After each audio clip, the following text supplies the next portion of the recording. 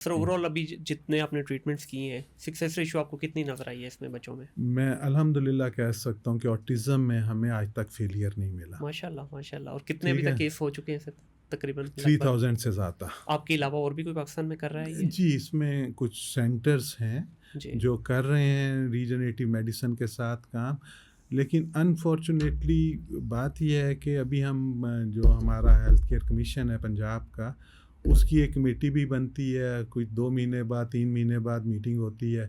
वो चीज़ें उसमें हम सारी के प्रॉब्लम ये है कि हमारे यहाँ ज़्यादातर रीजनरेटिव या पीआरपी कौन लोग कर रहे हैं, एक स्किन वाले, हाँ जी, बिल्कुल।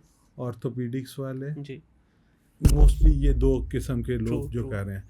अब अगर आप स्किन स्पेशलिस्ट बने हैं, तो आपने कम से कम 2 साल का एमसीपीएस या डीडम किया होगा हुँ। या 4 से 5 साल का एफसीपीएस किया जी, होगा। बिल्कुल।